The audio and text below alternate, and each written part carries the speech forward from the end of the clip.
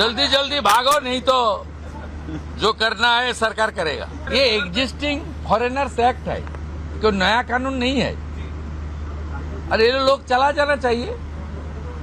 और उनका बांग्लादेशी जो नागरिक है उनका लेने का जिम्मेदार तो है उनका। तो जब हम लोग यहाँ से बोल रहा था तो अब वहाँ से उनका जो स्पोक्स पर्सन है, मैं देखा था सोशल मीडिया में और यूट्यूब में आया, जो उन्होंने बताया जो बांग्लादेशी है वो तो हम लोग ले लेगा। तो ये सब बांग्लादेशी है, इसको ले लेना चाहिए। लेकिन ये लोग को, पुलिस को हम लोग बता दिया जेल में भेजने का जरूरत नहीं है।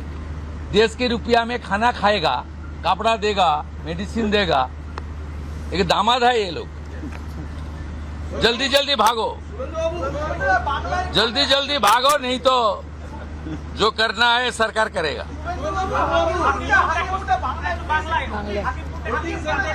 না না, আমি হাকিমপুর সম্পর্কে জানি না, আমি মিডিয়াতে দেখছিলাম। কিন্তু এটা নতুন কিছু নয়, প্রেজেন্ট অ্যাক্টই রয়েছে। এবং আমরা বলে দিয়েছি যে বাংলাদেশের অবৈধ অনুপ্রবেশকারী তাদেরকে কোর্টে পাঠানোর কোনো দরকার নেই, আইনে নেই। সরাসরি পুলিশ নেবে এবং বিএসএফ এর হাতে হ্যান্ডওভার করবে। বিএসএফ এর যা ভারত সরকার বাংলাদেশ সরকারের সঙ্গে আছে এগ্রিমেন্ট, ওতে বাংলাদেশি প্রুফ করে হ্যান্ডওভার করে দেবে। আমাদের জেলে 3 মাস 6 মাস 2 বছর রেখে আপনার চাল, আপনার ডাল, আপনার তেল, আপনার মাছ, আপনার ডিম, আপনার কাপড়, আপনার মেডিসিন ওদেরকে দেব কেন? এটা তো ভারতীয়দেরই ক্ষতি হচ্ছে, আমাদের রাজ্যেরই ক্ষতি হচ্ছে। সেই জন্য আইনটা এতদিন ছিল ভোট ব্যাংকের স্বার্থে কেউ বা কারা ব্যবহার করেনি। আমরা ভোট ব্যাংকের বাইরে গিয়ে দেশের স্বার্থে, রাজ্যের স্বার্থে এই আইন কার্যকর করছি। আবেদন করেছেন যে যারা এতদিন অভিযুক্ত রয়েছেন তাদেরকে গ্রেফতার করার জন্য এসপির কাছে, পুনরায় কি তদন্ত শুরু করবেন? আমি আবেদন পাই, এসপির কাছে উনি আবেদন করেছেন। এসপি নিশ্চয়ই ডিজিকে পাঠাবেন, ডিজি আমার সঙ্গে পরামর্শ করবেন। আমি হোম মিনিস্টার হিসেবে নিশ্চয়ই, আমার তো আইনের শাসন প্রতিষ্ঠা করার জন্যই আমাকে আপনারা মুখ্যমন্ত্রী করেছেন। তা আইনের শাসনে তামান্নাও আইনের শাসন পাবেন।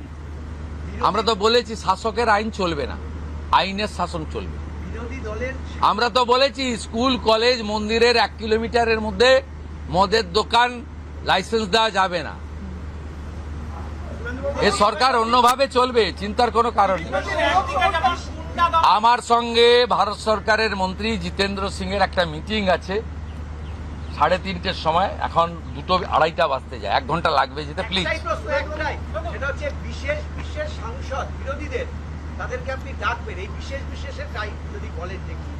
যারা অনেকদিন পরে সত্য কথা বলছে তারাই বিশেষ বিশেষ সাংসদ। যারা বলছেন যে আপনারা আমাদের স্বাধীনতা পাইয়ে দিয়েছেন, যারা বলছেন যে এর কোনো ভবিষ্যৎ নেই, ফলতাতে যে চতুর্থ হয়েছে সে আর 1 তো দূরের কথা 2-এই আসতে পারবে না, সামনে ভবিষ্যৎ দেখতে পাচ্ছে না। আমি বলবো না, আপনারাই তো দেখাচ্ছেন। আমি তো আপনাদের চ্যানেলেই দেখছিলাম বারাসাতের সাংসদ কি বলছেন। তারপরে সরকারকে বললাম যে উনাকে ডাকুন, উনি নিশ্চয়ই কোঅপারেশন করতে চান। উনি আজকে বক্তৃতা করলেন, কোঅপারেশন করলেন, যাওয়ার সময় হ্যান্ডশেক করলেন, বলে এই প্রথমবার একটা ভালো মিটিং হলো। আমি এর আগে অনেক মিটিংয়ে যোগদান করেছি। ভালো ভালো খবর দেখতে সাবস্ক্রাইব করুন বাংলা হান্টের ইউটিউব চ্যানেল। বাংলা হান্টের আরো খবর দেখতে নজর রাখুন। বাংলা খবর মানেই বাংলা হান্ট।